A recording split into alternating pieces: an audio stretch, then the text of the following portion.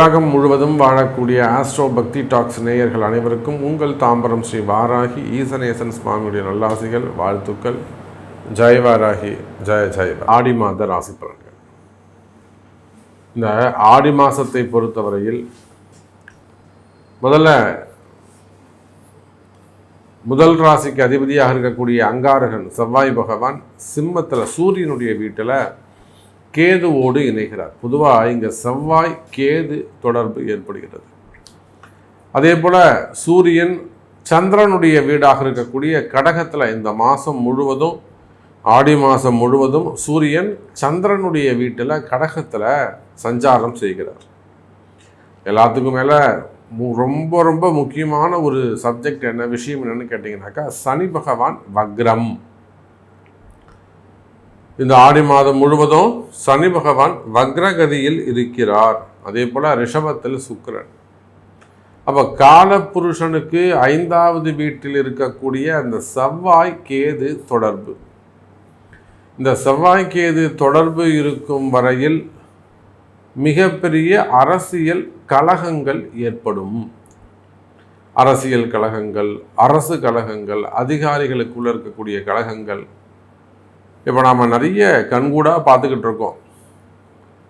அரசு அதிகாரிகள்லாம் எந்த அளவுக்கு சிக்கலில் மாட்டுறாங்க. கூட நியர்பையாக அந்த விஜயகுமார் அப்படிங்கிற ஒரு பையனுடைய மர்டர் கேஸில் பெரிய பெரிய அதிகாரிகள்லாம் சிக்கலில் போய் மாட்டுறாங்க. ஒரு அம்மா கம்ப்ளைண்ட் கொடுத்து அது மூலமாக எத்தனை போலீஸ் அதிகாரிங்க சிக்கலில் இன்னும் அவங்களுக்கான கால நேரங்கள் இன்னும் ஆரம்பிக்கலை. அப்படி அந்த அம்மாவை கைது செய்வார்கள், ஆனால் எல்லா அதிகாரியும் மாட்டுவாங்க. அப்போ அதை போல் இதெல்லாம் தான் நம்ம சொன்னோம். இந்த சூரியன் சேர்க்கை, சனி சூரியன் செவ்வாய் சனி சேர்க்கை இருக்கும்போது இந்த அரசியல் கலகங்கள்லாம் ஏற்படும் அப்படின்னு நம்ம சொல்லியிருந்தோம். அப்போ கிரகங்கள் அது தங்களுடைய வேலையை, பணியை சிறப்பாக செய்கிறது. ஒரு கிரகம் அந்த இடத்துல நின்றுதுன்னா அது அந்த வேலையை செய்யும் அப்படிங்கிறதுக்கு நாம் இதுக்கு முன்பு சொன்ன பதிவுகள் ஒரு உதாரணம். இந்த மாதிரிலாம் கலகங்கள் ஏற்பட போகுது. அரசாங்கத்துக்கு ஒரு அவப்பேர் ஏற்படும். அரசியல் அதிகாரிகளுக்கெல்லாம் மிகப்பெரிய ஒரு சிக்கல்கள் வந்து சேரும். இதெல்லாம் நம்ம போன மாத பதிவுகளில் உங்களுக்கு சொல்லியிருக்கோம். அப்போ அதை போல் இப்போ 5ஆம் இடத்துல காலபுருஷனுக்கு 5வது வீடாகிய சிம்மத்தில் இந்த செவ்வாய்க்கேது இருப்பது, அவர் அங்கே இருக்கிற வரையிலும் அந்த கேது செவ்வாயானவர் கன்னிக்கு வரணும். அதுவரையிலும் அரசு அதிகாரிகள், குறிப்பாக காவல்துறை அதிகாரிகள் ரொம்ப எச்சரிக்கையாக கவனமாக இருக்க வேண்டும். அப்படி இல்லை சாமி, நீங்கள் சொல்கிற மாதிரி எனக்கு கஷ்டம், அது ட்ரபிளாக மாட்டிக்கிட்டேன், சரி இந்த மாதிரி ஒரு ப்ராப்ளம் இருக்குது, நான் அதை கிளியர் பண்ணணும் அப்படின்னா நிச்சயமாக அது உங்களுக்கு உங்கள் பிறப்பு ஜாதகம் தான் பேசும். அப்போ ஜாதகத்தை வச்சு நீங்கள் வழிபாடு செஞ்சால் தான் நீங்கள் ரெக்கவரி ஆகவே முடியும். டிபார்ட்மெண்ட் வைஸ் நடங்க, எவ்வளோ பெரிய அதிகாரியாக இருந்தாலும் சரிதான். ஏன்னா நான் தான் சொல்லிட்டேன், ஐஏஎஸ் ஐபிஎஸ் அதிகாரிலேருந்து செக்ரட்டரியிலேருந்து எல்லாருமே இப்போ சிக்கலில் மாட்டுறாங்க. அப்போ இந்த செவ்வாய்க்கேது என்பது ஒரு அரசாங்கத்தையே ஆட்டி படைக்கக்கூடியது. நீங்கள் அதிகாரி ஏமாத்திரம் அப்போ. ஆகினால் இந்த 5வது வீட்டில் இருக்கக்கூடிய செவ்வாய்க்கேது பொதுவாக அது ஒரு வீடாக இருக்கட்டும், அரசாங்கம்னா கலகம் இருக்கும், அவப்பெயர் இருக்கும்னா, நீங்கள் ஒரு ப்ரைவேட் செக்டரில் ஒர்க் பண்ணுறீங்க, அங்கேயும் அந்த கலகங்கள், வீண்பழிகள் இருக்கும். ஒரு குடும்பம், ஃபேமிலி உங்களுக்கு கொஞ்சம் நேரம் சரியில்லாமல் இருக்குது அப்படி வச்சுப்போமே. ஒரு ஃபேமிலி நல்ல குடும்பம், ஒரு கூட்டு குடும்பமாகவோ தனி குடும்பமாகவோ இருக்கீங்க. கணவனுக்கோ அல்லது மனைவிக்கோ யாரோ ஒருத்தருக்கு ஜாதகம் கொஞ்சம் சுமாராக இருக்குது, கெட்ட நேரம் நடக்குது அப்படி வச்சுப்போமே. இந்த செவ்வாய்க்கேது அங்கே வேலை செய்யும். அப்போ குடும்பத்தில் அந்த கலகத்தை உண்டு பண்ணிடும், ஒரு பிரிவை ஏற்படுத்திடும், மிகப்பெரிய மன வருத்தத்தை. அப்படி இல்லைன்னா ஒரு கலகம்னா இல்லாததை இருக்கிற மாதிரி நம்புறது, இல்லை நம்புற மாதிரி நடிக்கிறது. இப்போ வீண் பழிகள் இதெல்லாம் அங்கே ஏற்பட்டுவிடும்.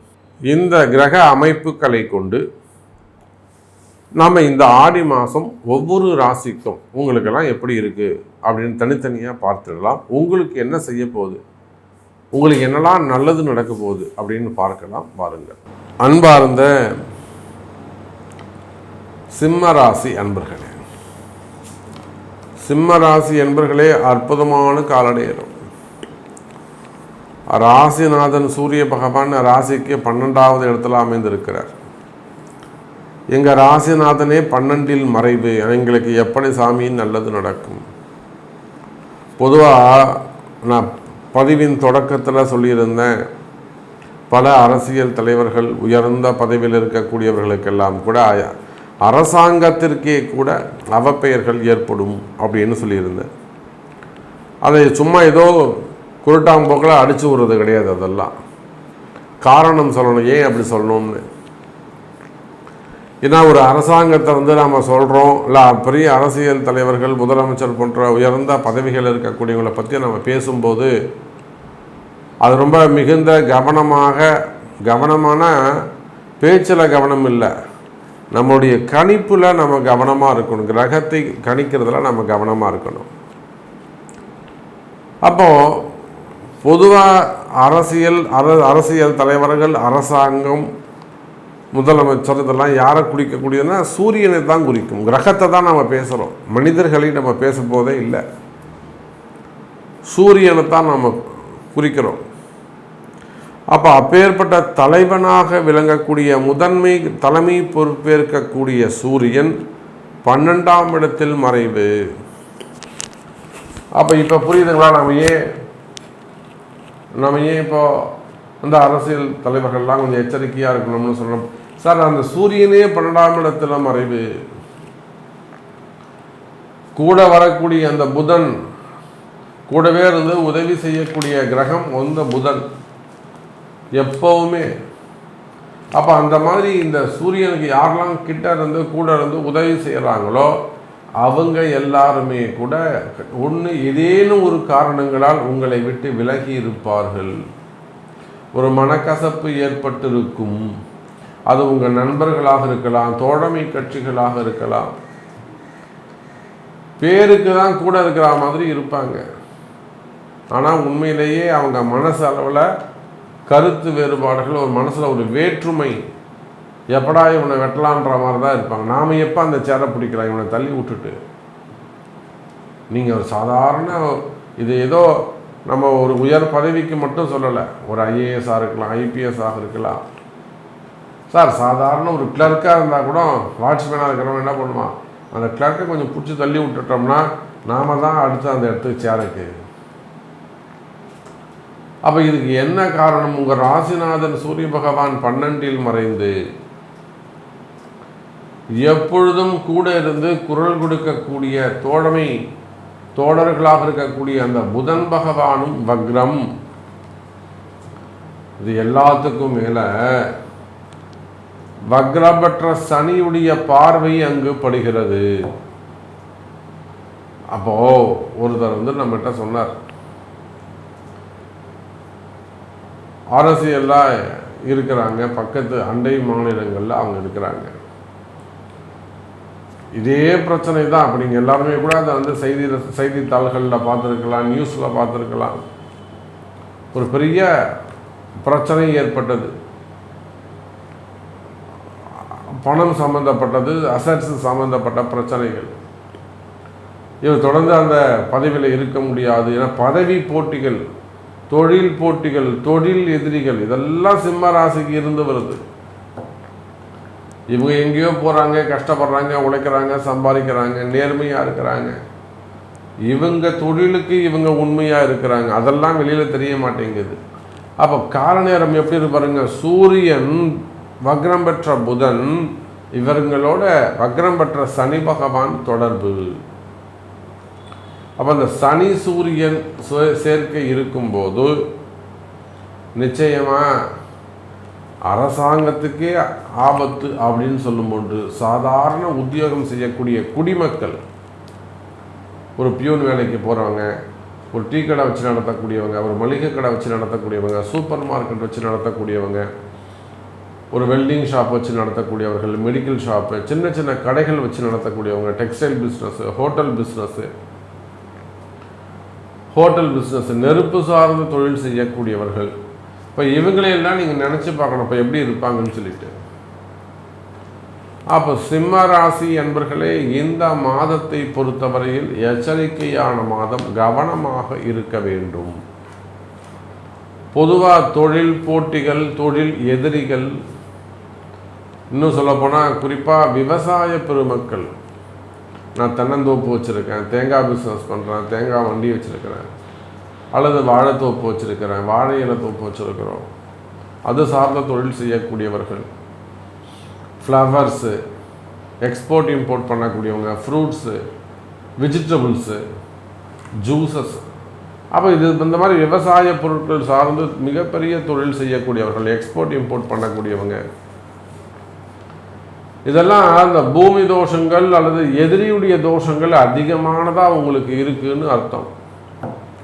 உங்களை தொழில் முடக்கம் இருக்குது, தொழிலில் பிரச்சனை இருக்குன்னா அப்போ எதிரிகளுடைய கண் திருஷ்டிகளாக இருக்கலாம், பார்வையாக இருக்கலாம், செய்வினை கோளாறுகளாக இருக்கலாம், மறைமுகமான பிரச்சனைகளாக இருக்கலாம். கவனமாக இருக்க வேண்டும் சிம்ம ராசி அன்பர்களே. அப்போ ராசிநாதனுக்கு சனியுடைய தொடர்பு ஏற்படுது அப்படின்னு சொல்லும்போது வீட்டில் தேவையில்லாத கலகங்கள், குடும்பத்தில் ஏதேனும் மனக்கசப்புகள் இருக்குமே, ஆனால் கணவன் மனைவியிடையே அல்லது குடும்பத்தில் சிறு சிறு சொத்து தகராறுகள், இடப்பிரச்சனைகள் அல்லது அது சார்ந்த வம்பு வழக்குகள், இந்த மாதிரியான பிரச்சனைகள்லாம் இருக்குமே, ஆனால் கவலை வேண்டாம் எனதருமை சிம்ம ராசி என்பர்களே. இந்த ஆடி மாதம் அவை சிறப்பாக சரியாகும், வேலையில் முன்னேற்றம் கிடைக்கும். குறிப்பாக கணவன் மனைவியிடையே ஒற்றுமை மேலோங்கும். அந்த கர்ப்பப்பை பிரச்சனைகள் எல்லாம் இருக்குமே, ஆனால் அடிவயிறு சம்பந்தப்பட்ட பிரச்சனைகள் பெண்களுக்கு, குறிப்பாக ஆண்களுக்கோ அல்லது பெண்களுக்கோ கணவன் மனைவிக்கு தாம்பத்திய பிரச்சனைகள் அல்லது அடிவயிறு சம்பந்தப்பட்ட பிரச்சனைகள், கர்ப்பம் தரிக்கிறதுல இருக்கக்கூடிய சிக்கல்கள், இது சார்ந்த உடல்நிலை கோளாறுகள்லாம் இருக்குமே, ஆனால் அந்த உடல்நிலை கோளாறுகள் எல்லாம் விலகி அடுத்து நல்லது நடக்கும். அதே போல் சிறு சிறு விபத்துக்கள், இதெல்லாம் ஒரு இண்டிகேஷன்ஸ் தான். ஒரு பெரிய அவனுக்கு ஒரு கண்டம் இருந்திருக்கும், அந்த கண்டத்திலேருந்து அவனை எப்படி தப்பிக்க வைக்கிறதுனா அதுதான் கிரகம் ஒரு கிட்ட உதவி செய்யும், எல்லாம் முன்கூட்டியே அவனுக்கு காமிச்சு கொடுக்கும். சிறு சிறு விபத்துக்களை எல்லாம் ஏற்படுத்தும். கால் தடுக்கி கீழே விழுறது, ஒரு காலை கட்டு போட்டுக்கிறது, சிறு சிறு ஆப்ரேஷன்ஸ் பண்ணுறது, கட்டிலாம் எதாவது இருந்தால் ஆப்ரேஷன் பண்ணுறது, இதெல்லாம் அவனுக்கு பெரிய கண்டம் இருக்குன்னு அந்த கிரகம் அவனுக்கு எடுத்து சொல்லுது. அப்போ அதையும் அவன் கவனிக்கலை, அலட்சியமாக இருக்கான், வழிபாடே செய்யலை, ஒரு ஆயுஷ் ஹோமம் பண்ணிக்கிறதோ இல்லை வீட்டில் ஏதேனும் ஒரு ஹோமம் பண்ணிக்கிறதோ, வீடு சரியில்லாமல் இருக்கிறது, குடியிருக்கிற வீடு சரியில்லாமல் இருக்கிறது, இந்த மாதிரியான பிரச்சனைகள் எல்லாம் இருக்குமே, ஆனால் இவையெல்லாம் கூட இந்த ஆடி மாதம் உங்களுக்கு நல்லது நடக்கும், ஆயுள் பாவங்கள் அதிகரிக்கும்.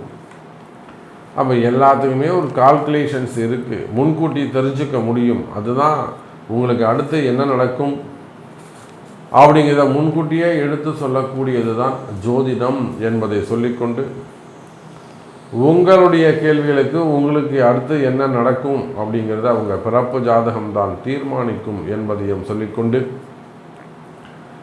மீண்டும் வேறொரு அற்புதமான பதிவில் உங்களை சந்திக்கிறேன். நன்றி, நமச்சிவாயம். ஜெய் வராகி, ஜெய் ஜெய் வராகி.